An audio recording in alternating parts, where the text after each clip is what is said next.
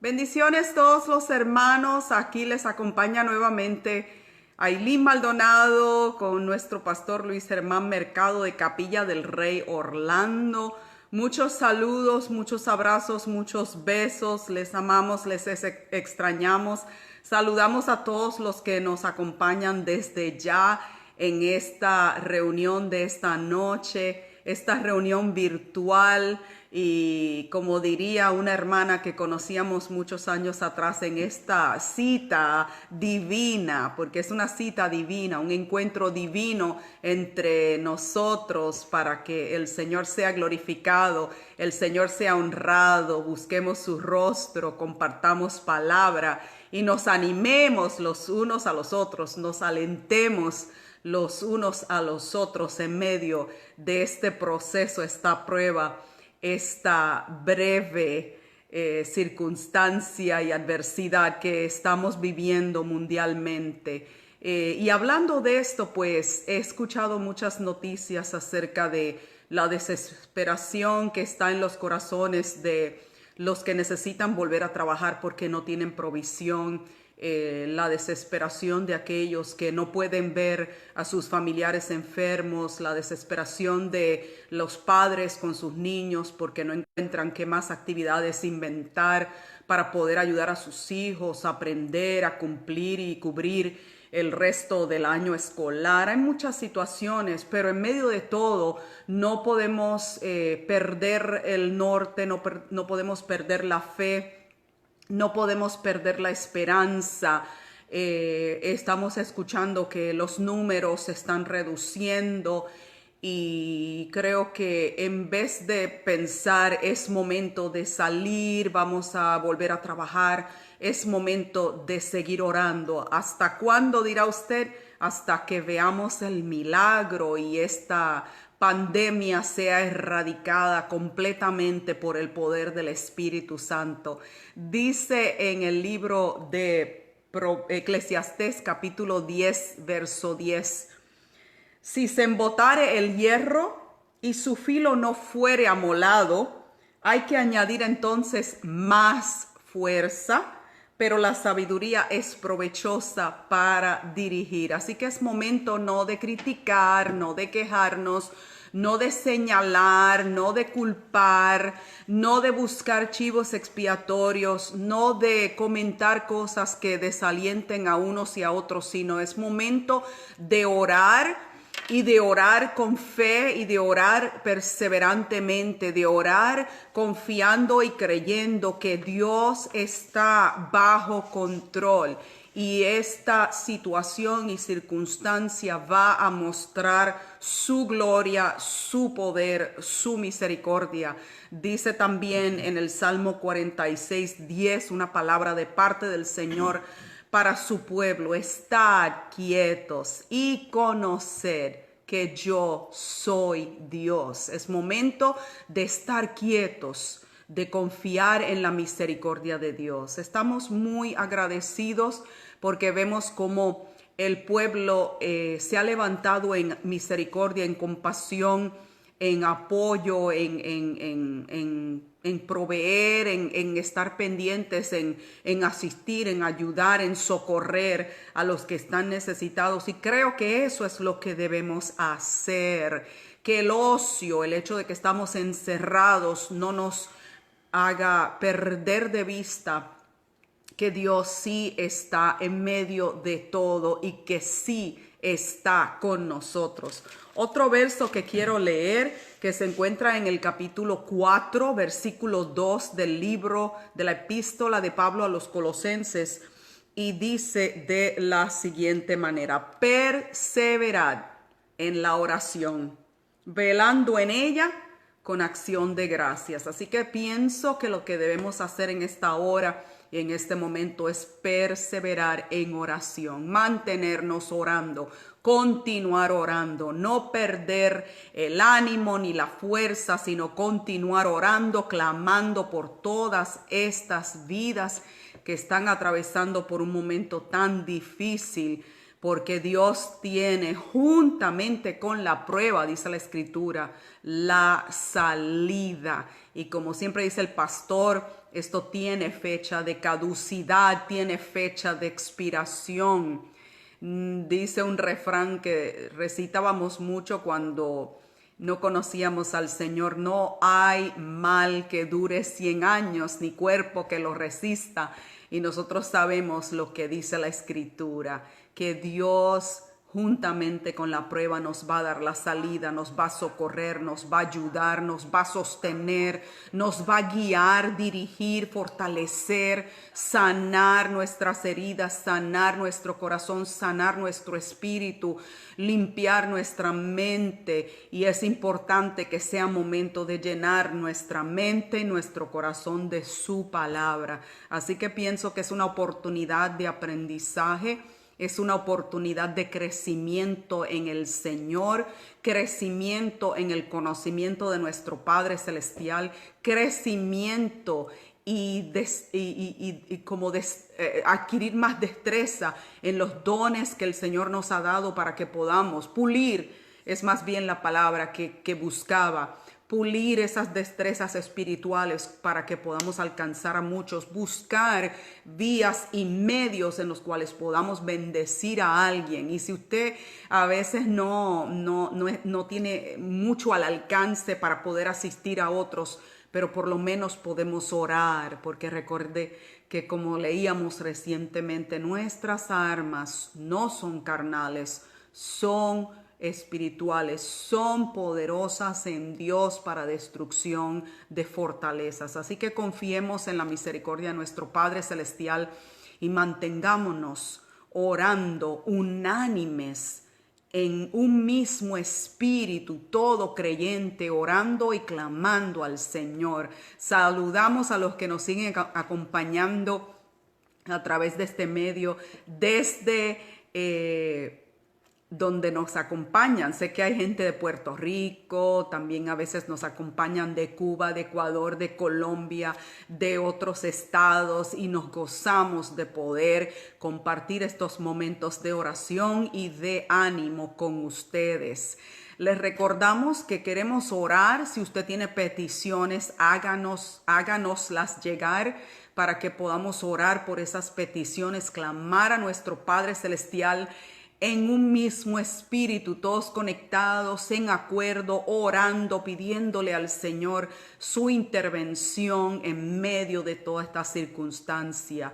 Y como siempre decimos, debemos orar por todos los que están en autoridad, por todos los que están arriesgando sus vidas para servir al resto de nosotros, por todos los que están en el frente de batalla en medio de esta enfermedad. Es importante que oremos y que pidamos al Señor por todo el mundo. Hay vidas que necesitan una oración y una intervención de parte del Señor. Así que si me acompañan, Hebreos, perdí un poco la conexión, Hebreos capítulo 4, versículos 14 al 16, y dice de la siguiente manera: por tanto, teniendo un gran sumo sacerdote que traspasó los cielos, Jesús, el Hijo de Dios, retengamos nuestra profesión. Y yo digo más, retengamos nuestra fe, nuestra confianza en nuestro Padre Celestial. Porque no tenemos un sumo sacerdote que no pueda compadecerse de nuestras debilidades, sino uno que fue tentado en todo, según nuestra semejanza, pero sin pecado. Acerquémonos, pues, y me gusta esta palabra, confiadamente al trono de la gracia para alcanzar misericordia y hallar gracia para el oportuno socorro. Ese es nuestro Dios para nosotros, nuestro oportuno socorro. Él llega en el momento indicado. Somos testigos y somos recipientes de cuántas veces Él ha intervenido en favor nuestro, en favor de los seres que amamos, y ha provisto, ha bendecido, ha fortalecido, ha sanado, ha ministrado, ha tocado corazones, ha salvado. El mismo Dios que lo ha hecho en el pasado, ¿cree usted que puede seguirlo haciendo? Si lo cree, diga amén, porque nuestro Dios es todopoderoso, omnipotente, aleluya. y le bendecimos con todo nuestro corazón. Así que oramos al Señor por todas las peticiones. No las conozco individualmente, no hemos recibido peticiones individuales, pero sí queremos orar y pedirle al Espíritu Santo que fortalezca, que ministre, que bendiga, que provea. Amén. Señor Jesús, estamos agradecidos porque sabemos, Dios, que tú eres el que sustenta nuestra vida. El mundo entero está en tus manos. Tú, Señor, tienes control de todas estas circunstancias. Que en estas circunstancias tú puedas glorificarte y que tu nombre pueda ser honrado y adorado, Señor, y que tu pueblo, mi Dios, pueda seguir proclamando la grandeza de tu misericordia y de tu amor. Pedimos, Señor, fortaleza, guianza, provisión, sanidad, salvación para todos los que están a nuestro alcance. Pedimos por nuestras autoridades, los médicos, las enfermeras, los maestros, los policías, aún soldados, la milicia que también se ha envuelto a ayudar, ministerios que han levantado bandera y han decidido salir y asistir a tantos, porque hemos tenido tantas circunstancias adversas en estos días recientes, con tornados, vidas perdiéndose, oh Señor, matanzas en algunos lugares. Pedimos tu intervención por nuestros gobernantes, los gobernadores, alcaldes, el presidente, el vicepresidente. Continuamos orando como nos exhorta tu palabra por cada uno de ellos, para que tu Espíritu Santo intervenga, les dé, Señor, la sabiduría, la guianza, oh Dios, la fuerza, la fortaleza que se requiere para dirigir un pueblo tan grande, Señor, que pide, que reclama por respuestas, Dios.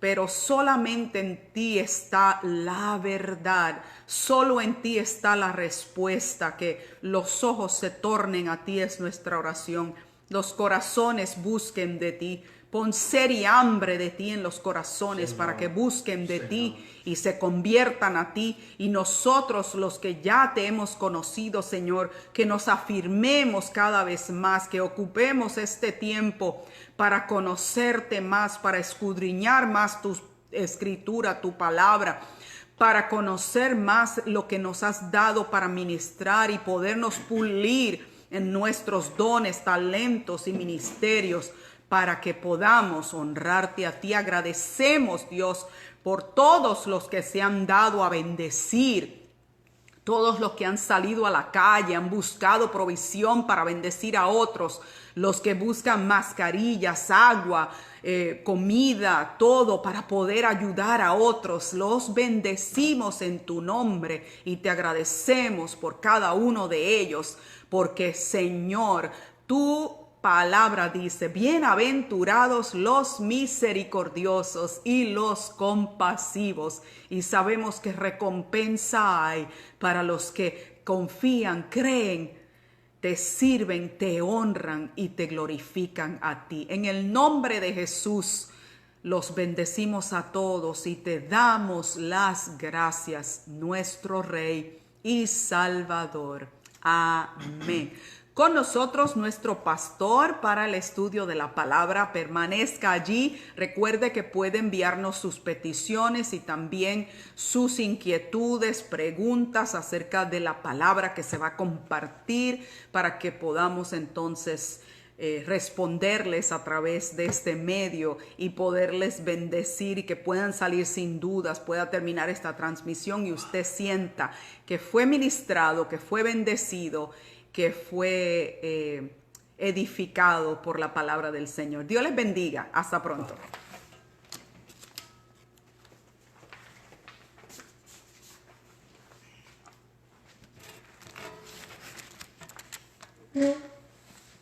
Un abrazo a la distancia. Quiero volver a enfatizar en las palabras de mi esposa. Escríbanos. Déjenos saber cuál es su petición de oración y participe del estudio que vamos a tener de la palabra en esta noche. Hoy comenzamos a estudiar la epístola de Santiago. Esa epístola de 5 capítulos que se encuentra inmediatamente después del libro de Hebreos. Escogí esta epístola, de hecho, estoy continuando el tema de nuestro mensaje el pasado domingo. Y hicimos un énfasis en este mensaje sobre la paciencia. Cuán importante es la paciencia en nuestra vida como creyentes. Pues precisamente la epístola de Santiago comienza tocando este tema. La escribió Santiago el apóstol, no fue uno de los 12 apóstoles.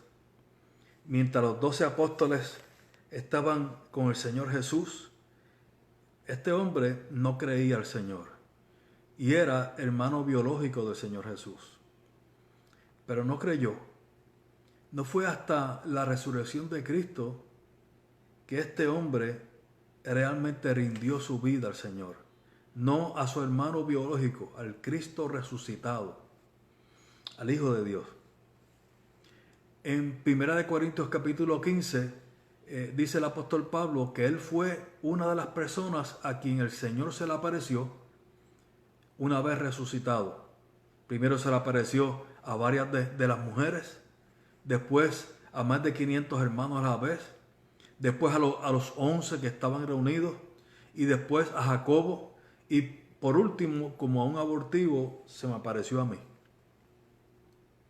Ese Jacobo al cual hace alusión 1 Corintios 15 es el autor de esta carta, hermano del Señor, ahora convertido.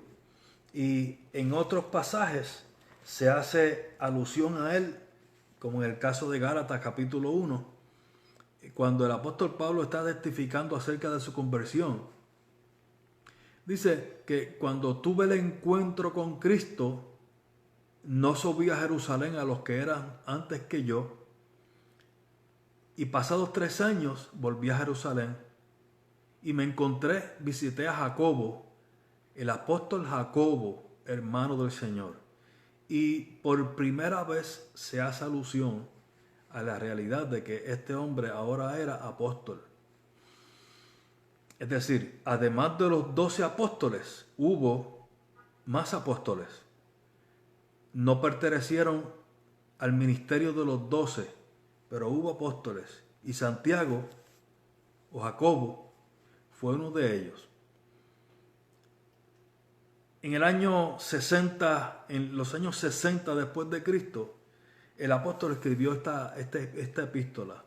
Y como dice el verso 1, iba dirigida a las 12 tribus que estaban en la dispersión.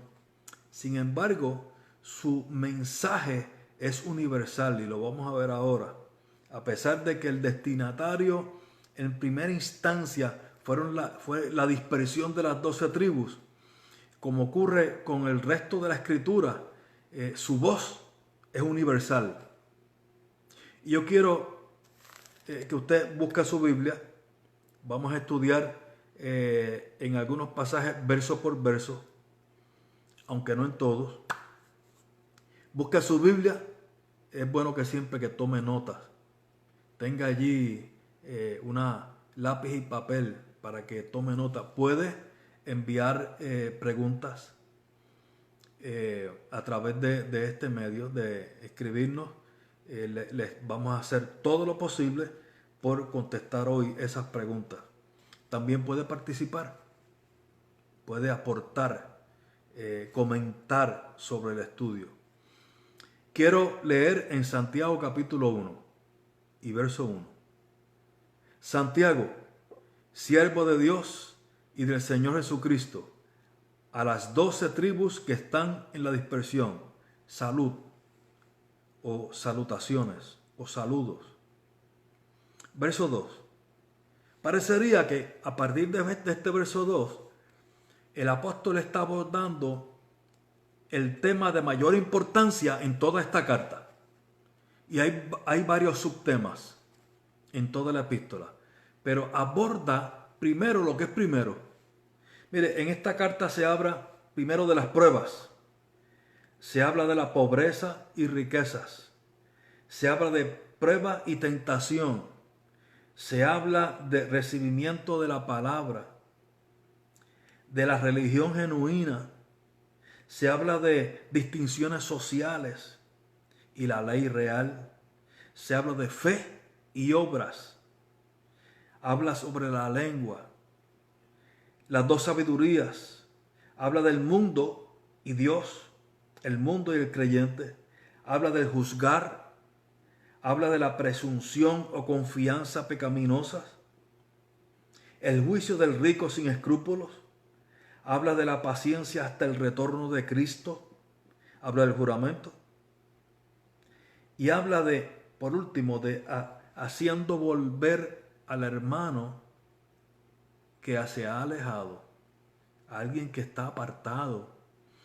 Comienza hablando sobre la paciencia y termina hablando de hacer volver, de ir a rescatar, de ir a buscar a aquel que se ha alejado del Señor. Quiero comenzar por el primero. Verso 2. Hermanos míos, se está dirigiendo a hijos de Dios, a creyentes. Tened por sumo gozo cuando os halléis en diversas pruebas. Yo quiero que usted se detenga por un momento en esa expresión, porque el apóstol Santiago es enfático de que cuando nos hallemos en la prueba, que lo tengamos por sumo gozo. Tenlo por sumo gozo. No es, y yo quiero comenzar diciendo, ninguna disciplina al presente parece ser causa de gozo, dice el escritor de Hebreos, pero luego da fruto apacible de justicia a los que en ella han sido ejercitados. No parece ser causa de gozo, por eso Santiago dice que lo tenga por sumo gozo. Asume que es de sumo gozo cuando te halles en diversas pruebas. Ojo, dice gozo, no alegría, gozo. El gozo viene de Dios. El gozo de la salvación viene de parte de Dios. El gozo de estar en Cristo viene de parte de Él. Dice que cuando nos hallemos en diversas pruebas, es decir, que yo asuma una postura de gozo cuando me encuentre en pruebas que son muy diversas. Y entendiendo el mensaje de esa última frase, cuando os halléis en diversas pruebas, y yo veo allí que hay diversidad. La gama de pruebas a las cuales podemos llegar es muy diversa, tanto que no se menciona allí. Son diversas, pero que cuando yo me encuentre allí, cuando yo me halle, cuando os halléis, llegamos allí a esa prueba sin buscarlo. La mayoría de las veces no la buscamos, no la esperábamos, y de momento parecería que no la entendemos. Y yo quiero decir, para empezar, usted no necesita entender la prueba. No necesita poder descifrarla. No necesita poder describirla en forma analítica. Mi postura cuando me haya atravesando por una prueba es la del gozo. Eso sí queda claro. Debo tenerlo por sumo gozo. ¿Por qué? ¿Por qué gozo? Verso 3. Sabiendo que la prueba de vuestra fe produce paciencia. Es por lo que sé. No es por lo que estoy atravesando. No me estoy gozando en la prueba. Me estoy gozando con sumo gozo porque sé que la prueba de mi fe produce paciencia. Ojo, en ese verso 3 dice que lo que se está probando es mi fe, la prueba de vuestra fe. ¿Qué se está probando? La fe. ¿Y qué sucede cuando se prueba nuestra fe? Que es algo productivo. Dice ahí, produce paciencia.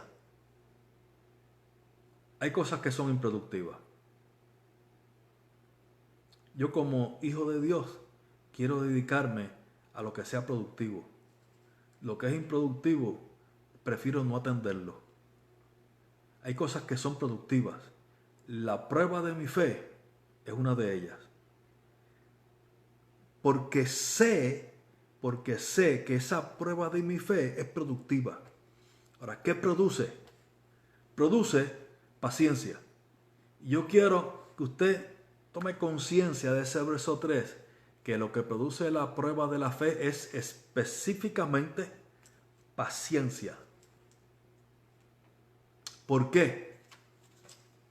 ¿Por qué es tan importante? ¿Por qué ve Dios que es tan importante que crezcamos en paciencia? Pues dice un verso que con nuestra paciencia salvaremos nuestras almas. Es decir, que mientras permanecemos pacientemente a través de diversas pruebas, estaremos asegurando que estamos caminando en la salvación que Él me dio y que esa salvación en nada se está viendo en tela de juicio, que esa salvación está, yo estoy firme en esa salvación y no zarandeado por una prueba que quiere hacerme ver que mi salvación está en juego. La salvación no está en juego. Si yo permanezco en Cristo, mi salvación es poderosa. Fue ganada a precio de sangre en la cruz del Calvario. Sabiendo que la prueba de vuestra fe produce paciencia. Verso 4. Mas tenga la paciencia su obra completa, para que seáis perfectos y cabales, sin que os falte cosa alguna. Oiga, primero, la prueba de mi fe lo que produce es paciencia. Por eso no dice que produce otras cosas. Produce paciencia. Y esa paciencia me hace estar perfecto y cabal, sin que me falte cosa alguna, porque es la paciencia, es por la paciencia, por la escasez de paciencia, que gente se adelanta o se atrasa. Por la ausencia de paciencia surge ira contra Dios, amargura contra Dios. Por eso la paciencia me hace estar perfecto y cabal. Mire el verso 5. Y si alguno de vosotros tiene falta de sabiduría, es posible que haya falta de sabiduría. Pero aquí yo quiero hacer un paréntesis. Siempre que vayamos a interpretar un texto, tenemos que hacerlo a la luz del contexto. Si lo hacemos fuera de la luz que arroja el contexto, podríamos estar llegando a conclusiones equivocadas o atribuyéndolo a un texto un sentido que no tiene. Dice el verso 5, si alguno tiene falta de sabiduría, pídala a Dios, el cual da a todos abundantemente y sin reproche. Y el contexto es las pruebas. Está hablando de pruebas. Entonces, yo tengo que interpretar ese verso 5 a la luz del contexto.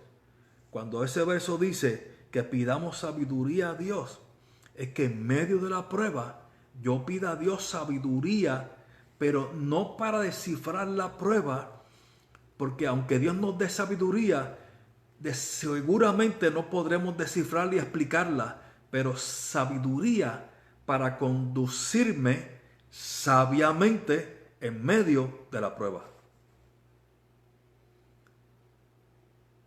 Dios le dio sabiduría a José en medio de la prueba, pero José no vio el final de lo que estaba ocurriendo hasta que la celda fue abierta y él comenzó a entrar al propósito que Dios tenía, para lo cual lo llevó hasta allí.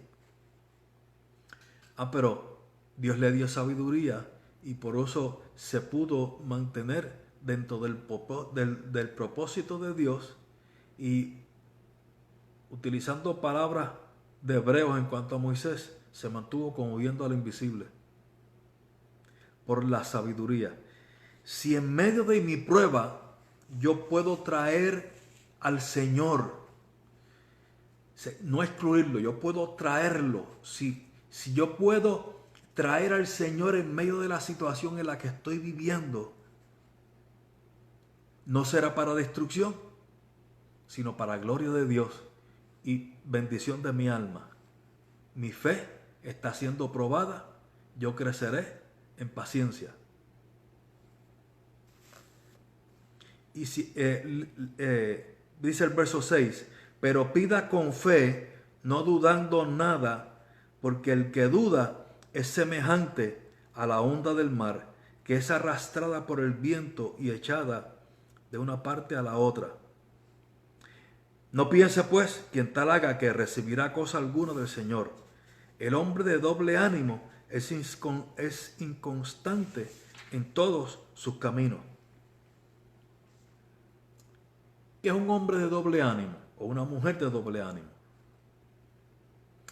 Es una persona que un día está en un lugar y al otro día está en otro. Es una persona que habla unas palabras hoy y mañana habla otras. Hay doblez de ánimo. Es todo lo contrario a lo que cita la Biblia por nombre, longanimidad.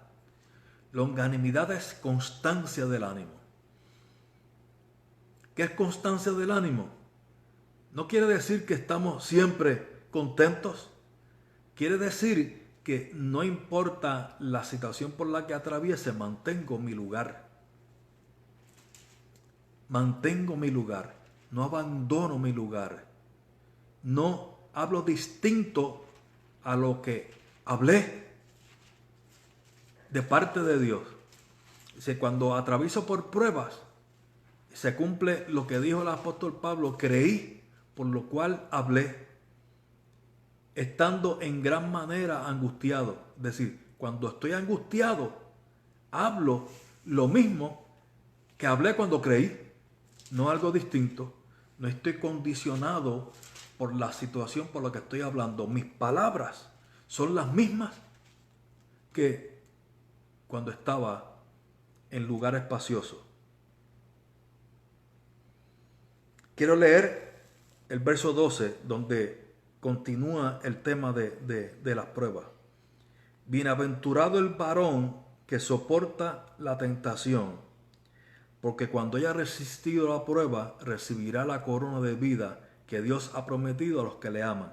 Y este verso 12 comienza hablando de tentación, que ahí es igual a prueba. Muy distinto a la tentación que llega para llevarnos a pecar. Está hablando de tentación dentro de la connotación de prueba, y ya pronto en los próximos versos sí hablará de tentación en ese otro sentido, y quiero explicar por qué. Leo otra vez el verso 12.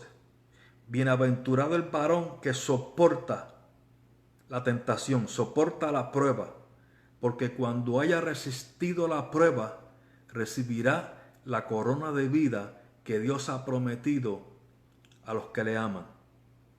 Ahora, aquí al verso 13 va a empezar a hablar ahora de la tentación en el otro sentido. Cuando el hombre es tentado a pecar, verso 13, cuando alguno es tentado, no diga que es tentado de parte de Dios. ¿Por qué pasa a esta otra connotación de tentación? Porque podría ser posible que dentro de la prueba de nuestra fe confundamos esto con tentación, en el sentido de vernos tentados a pecar. La prueba no tiene nada que ver con tentación. La prueba es la prueba de nuestra fe. La tentación de la que habla el verso 13 en adelante es otra. Cuando alguno es tentado, no diga que es tentado de parte de Dios, porque Dios no puede ser tentado por el mal, ni Él tienta a nadie. Dios no puede ser tentado. Tampoco Él tienta. Dios no tienta. sino que cada uno es tentado cuando de su propia concupiscencia es atraído y seducido. Entonces la concupiscencia, después que ha concebido, da a luz el pecado, y el pecado, siendo consumado, da a luz la muerte. Surge la pregunta, entonces, ¿cuándo se convierte en tentación? Yo quiero ilustrarlo. Mire, es como cuando atraviesa por una prueba de escasez. Usted se está viendo probado.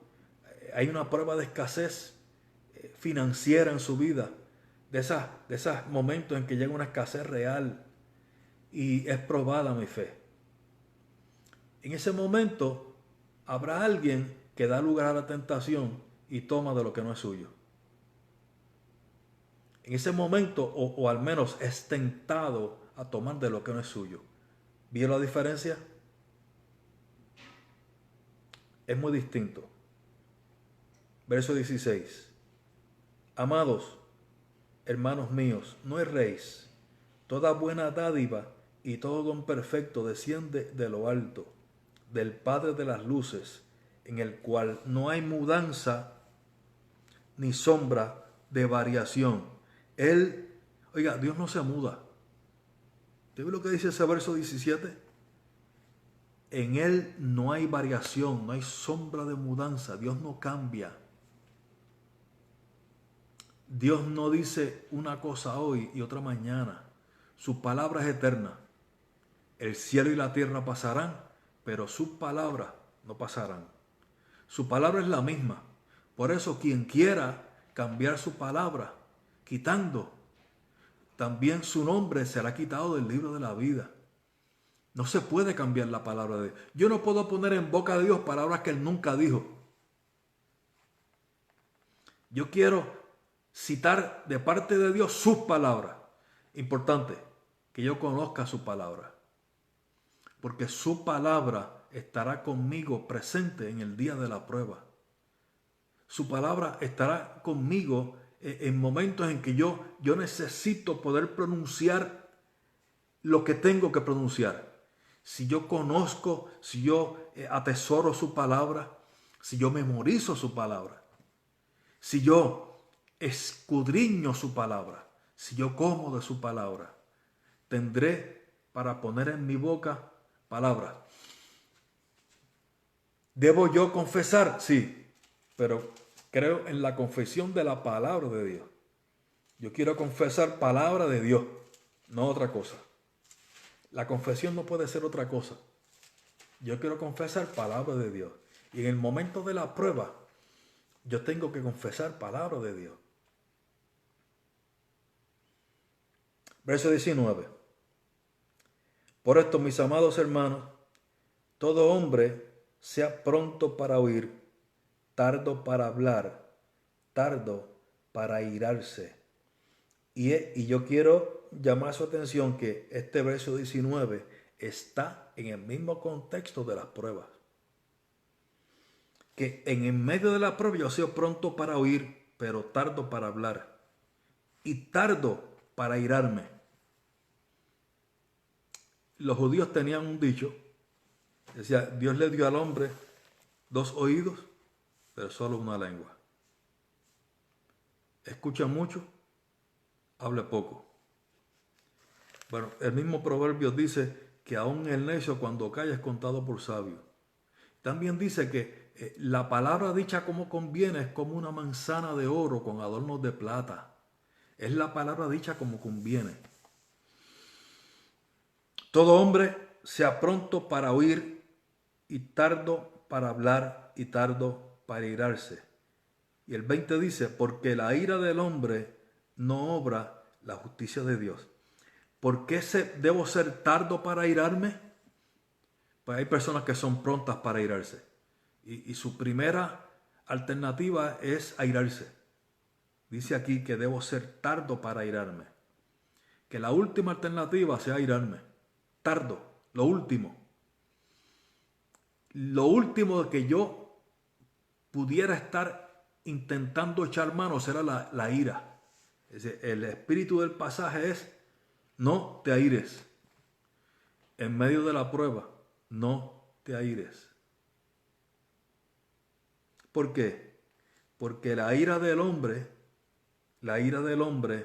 no obra la justicia de Dios. En nuestra ira no obramos la justicia de Dios. Es fácil llegar a juicios y acciones equivocadas en un momento de ira, en días de ira o en una época de ira. Porque la ira nuestra, la ira del hombre, no obra la justicia de Dios. Mire, Dios aún en su ira es justo. Aún en su ira, dice un verso en el Antiguo Testamento, en los Salmos, si no mal recuerdo: aún en tu ira te acordarás de tu misericordia. Es decir, aún cuando Dios está irado, se acordará de su misericordia. Porque en su ira Dios no deja de ser justo. Él es justo. Verso 21. Por lo cual, desechando toda inmundicia y abundancia de malicia, recibid con mansedumbre la palabra implantada, la cual puede salvar vuestras almas. Y es la palabra de Dios. Usted sabe que es la palabra de Dios. Que reciba con mansedumbre la palabra de Dios implantada. Pero, dice el 22, aquí hay un pero. Aquí hay un pero. Pero sed hacedores de la palabra. Dice el 19 que la reciba con mansedumbre. Y dice el verso 22, pero sed hacedores de la palabra. La palabra de Dios es para hacedores. La palabra de Dios es para hacer. La palabra de Dios no la escudriño para simplemente estudiarla y simplemente para tener conocimiento. Hay personas que no conocen al Señor, no han entregado su vida a Cristo, conocen muy bien la Biblia. Muy bien, muy bien. Viene a ser para ellos un libro de texto más. Es un libro que tiene muchos datos históricos. Recoge muchas estampas de la vida de varias épocas. Pero es mucho más que eso. Es mucho, porque esta palabra es viva. La palabra de Dios es viva y eficaz. Pero sed hacedores de la palabra y no tan solamente oidores, engañándoos a vosotros mismos. Si soy solo oidor y no hacedor, estoy estudiando la palabra desde afuera, pero yo no estoy allí. Es decir, si yo entro a la palabra de Dios y ella es mi bien, ella es lumbrera a mi camino, yo seré hacedor. Yo quiero entrar a explicar esto de ser hacedor de la palabra en detalle. Hay más versos. Este tema se retoma en esta epístola con bastante detalle más adelante. Verso 23. Pero si alguno es oidor de la palabra, pero no hacedor de ella, este es semejante al hombre que considera un espejo su rostro natural, pero él se considera a sí mismo, se va y luego se olvida cómo era. Mire qué gráfico el apóstol Santiago, Jacobo. Un oidor de la palabra es como cuando un hombre se para frente a un espejo y ve su rostro físicamente y después que se va se olvida cómo era. Asimismo es con el oidor de la palabra que no es hacedor. Mas el que mira atentamente en la perfecta ley, la de la libertad, y persevera en ella, no siendo oidor olvidadizo, sino hacedor de la obra, éste será bienaventurado en lo que hace. Si alguno se cree religioso entre vosotros y no refrena su lengua, sino que engaña su corazón, la religión del tal es vana. Y aquí vuelve a tocar. Primero dijo, todo hombre sea pronto para oír y tardo para hablar. Aquí lo identifica con el órgano de la lengua. Dice que si alguno se cree religioso entre vosotros y no refrena su lengua, sino que engaña su corazón, la religión del tal es vana. ¿Quién refrena la lengua? Yo. Dice que quien tiene que refrenar su lengua es usted. Quien tiene que refrenar la lengua soy yo. Usualmente, cuando se dice algo así, se piensa en la murmuración, en el chisme, está incluido. Pero quiero ir más allá. El que no refrena su lengua para proferir juicio en medio de la prueba. El que en medio de la prueba llena su boca de palabras de juicio, haciendo todo lo contrario a buscar de Dios sabiduría. Es decir, que llena su boca de palabras de juicio, y es allí cuando algunos dicen, juzgan y dicen, Dios me abandonó, o Dios no me ama, Dios no está conmigo, no es cierto que Él es real, que Él está vivo, no es cierto que Él es el Todopoderoso, mi vida está a la deriva. ¿Te has escuchado cosas así? Sí. Sin embargo, yo veo dentro del relato bíblico gente que pasó por pruebas bien difíciles. Y claro, cuando se habla de pruebas difíciles, viene rápido a la memoria el relato acerca de la vida de Job.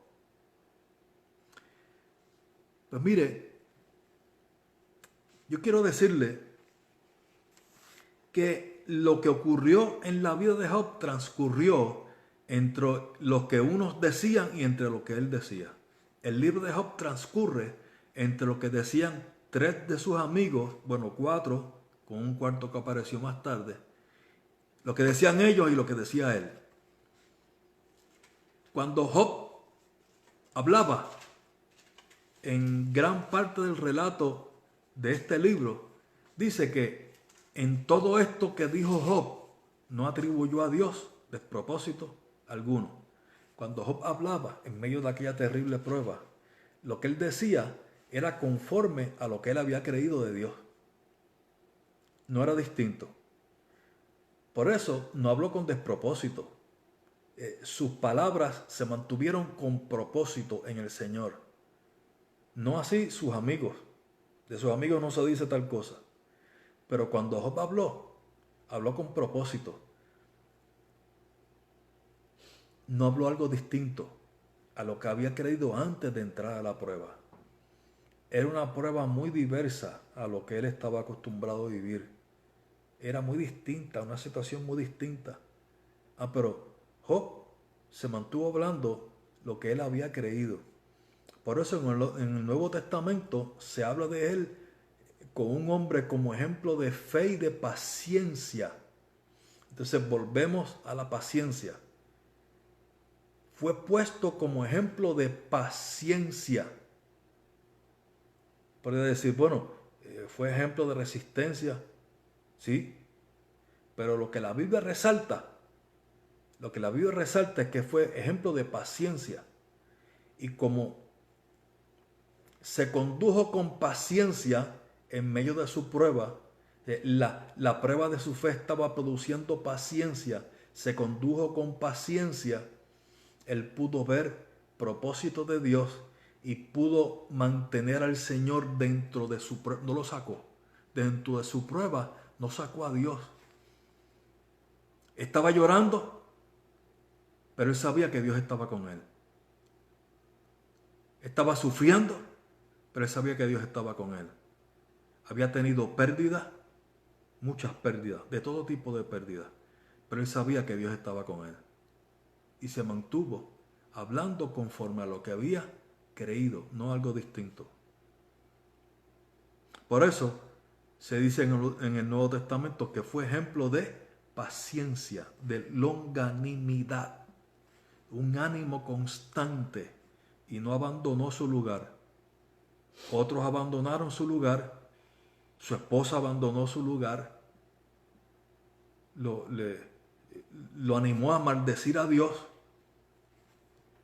Ese fue el fatídico consejo de quien era su ayuda idónea. Maldice a Dios y muérete. Pero dentro de la circunstancia que estaba atravesando, Job estaba creciendo en paciencia y por eso no levantó su dedo acusador y fue tardo en airarse y tardo en hablar, en proferir, pronto para escuchar, pero tardo para airarse y tardo para hablar, porque en esa ira no hubiera obrado la justicia de Dios. Quiero leer el último verso de este capítulo 1 de la Epístola de Santiago. La religión pura y sin mácula delante de Dios el Padre es esta: visitar a los huérfanos y a las viudas en sus tribulaciones y guardarse sin mancha del mundo. Santiago está capitulando todo este pasaje porque le está diciendo, recuerda que a quien se estaba dirigiendo eran judíos, en su gran mayoría judíos. Había prosélitos, pero en su gran mayoría judíos.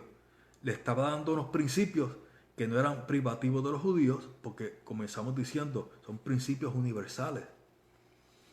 La aplicación de esta carta es de carácter universal. Sin embargo, aquí hay un detalle muy particular de ellos. Y el apóstol está diciendo, ¿ustedes quieren religión? Pues la religión pura y sin mancha delante de Dios es esta: visitar a los huérfanos. Es decir, haz misericordia. Si el significado de religión es religar, viene del latín religare, religar al hombre con Dios. Pero yo quiero decir, no hay religión capaz de religar al hombre con Dios. Ninguna. Absolutamente ninguna. Solo Cristo, el Hijo de Dios, es el mediador entre Dios y los hombres. Él es mediador entre Dios y los hombres. Solo Él. Ninguna religión puede hacerlo. Sin embargo, dice Jacobo, si vas a tener religión, que sea religión de justicia. Entonces, piensa en el otro. Esto no se trata solo de ti. Piensa en los desventajados, en los huérfanos. Aunque sea visitarlos, oye, dice, visitarlos. Claro, visitarlo en buen espíritu. Quien va a visitar a alguien en buen espíritu denota que quiere bendecir, ayudar, fortalecer. No va a juzgar, no va a tener en poco a nadie, va a bendecir. Que visites a los huérfanos, a las viudas en sus tribulaciones y que te guardes sin mancha del mundo. Mancha de pecado del mundo. Porque aquí mismo dice en esta misma epístola que la amistad con el mundo es enemistad para con Dios. Cuando habla inmundo se refiere al mundo de pecado. La amistad con el mundo de pecado es enemistad con Dios. Nadie puede ser amigo del mundo de pecado y ser amigo de Dios. Nadie. Quien se proclama amigo del mundo de pecado, es enemigo de Dios. Quien se proclama amigo de Dios no es amigo del mundo de pecado. ¿Comparte con el mundo? Sí, pero no comparte su pecado con el mundo. Es la gran diferencia. Terminamos nuestro primer capítulo de la epístola de Santiago. Vamos a seguir estudiando esta epístola. El miércoles próximo vamos a estudiar 2 capítulos en forma resumida, posiblemente 3. Si el tiempo nos favorece, posiblemente hasta 3 capítulos en forma resumida. Y terminaríamos este estudio de la epístola de Santiago. Yo quiero que usted lea el resto de esta epístola. Léala. Lea esta palabra. hoy, mañana, pero léala. Léalo los 4 capítulos restantes. Y el próximo miércoles estaremos continuando con este estudio de la palabra de Dios. ¿Tenemos alguna petición de oración? Ya oramos por ellas en línea. Bien, hermanos, pues es todo por el momento. Manténgase en contacto con sus hermanos. Llame a los hermanos. Mantengámonos en contacto. Es bueno en tiempos como estos. Es bueno. Vamos a orar por Ivonne y Sonia, por José. Es un hermano en la fe de Puerto Rico. Va a ser sometido a una operación esta próxima semana. Vamos a orar por él. Familia de Gloria. Vamos a orar por él. Si no nos queda más alguna otra petición, oramos por José. Es un hermano que va a ser intervenido quirúrgicamente en Puerto Rico en estos días. Vamos a orar. Vamos a orar.